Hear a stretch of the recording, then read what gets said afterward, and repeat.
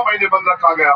16 महीने में नहीं मरा मैं, बाहर आया 13 सितंबर 2018 को। उस दिन से मैंने तय कर लिया कि अब घर नहीं बैठूंगा, रोज समाज में जा जाके समाज को जागरूक करूंगा। उसके बाद दिल्ली में गुरुगढ़ टूट गया। मैं धन्यवाद दूंगा हरियाणा के लोगों को, सबसे ज्यादा नौजवान हरियाणा के गए थे जिन्होंने मेरे साथ जेल भी काटी। और जो सरकार ये कहती थी कि मोदी जी कोई झुक नहीं सकते और सुप्रीम कोर्ट नहीं झुक सकता, जो जमीन 600 साल पहले सिकंदर लोधी ने सतगुरु रविदास जी महाराज को, उनको भी जेल में बंद किया गया था। लोगों ने सिकंदर लोधी राजा को कह दिया कि ये रविदास जी ये झूठे संत, सच्चे संत नहीं है। उनकी बात सुन के सिकंदर लोधी ने सतगुरु रविदास जी महाराज को जेल में बंद करवा दिया। लेकिन फिर ऐसी उनकी शक्ति, उनकी भक्ति से ऐसी कृपा हुई कि जिधर सिकंदर लोधी जाए उधर सतगुरु रविदास जी महाराज दिखाई दे। और सतगुरु महाराज को वो चारों तरफ देख के उसके दिमाग में आ गया कि मैंने किसी सच्चे व्यक्ति को, किसी सच्चे संत को बंद कर दिया। वो हाथ जोड़ के कहा कि महाराज जी गलती होगी, आप मेरी धरती में आए हो, आप दिल्ली आए हो, मैं चाहता हूं कि आप यहाँ कुछ दिन रुको। सह सम्मान उसने एक जगह दी, उस जगह को लुटेरे ने लूट लिया।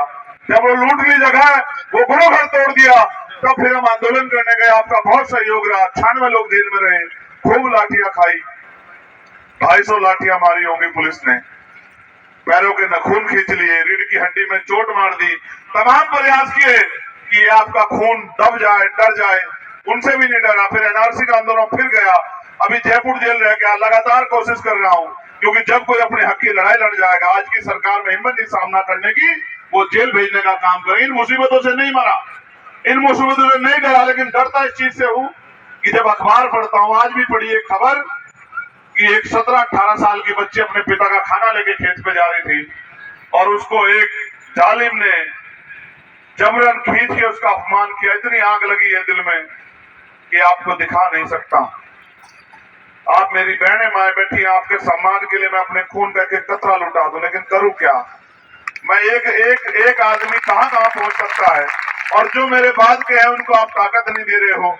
जब आप 10, 20, 50, 100 चंद्रशेखर बना के खड़े करोगे, तो जैसे हमारे सीनियर साथी कह रहे थे कि जुर्म जाति और दादागिरी की ऐसा इलाज किया जाएगा कि दोबारा कोई दादा बनने का काम नहीं करेगा, इंसान बन के जिएगा।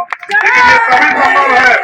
देखो, जब राजतंत्र था, राजगुरु गोविंद सिंह जी का एक तलवारों के दम पे बदलते हैं, तलवारों के दम पे युद्ध होते थे, भाले चलते थे, 2 बंदूकें चलती थी, हजारों लोग मरते, तब राज बदलता था। लेकिन उन सारी मुसीबतों को डॉक्टर बाबा साहब अम्बेडकर काट के चले गए और आपके अंगूठे में ताकत दे गए कि आप हजारों साल की गुलामी को एक दिन में काट दो। मैं आपको पूरी जिम्मेदारी से कह रहा हूं, ये लोकतंत्र है, आप पे मौका आएगा। अगर आपने जिम्मेदारी से अपना काम अदा किया और आपके बीच के लोग ताकतवर हुए, तो फिर आपको किसी आगे हाथ फैलाना नहीं पड़ेगा।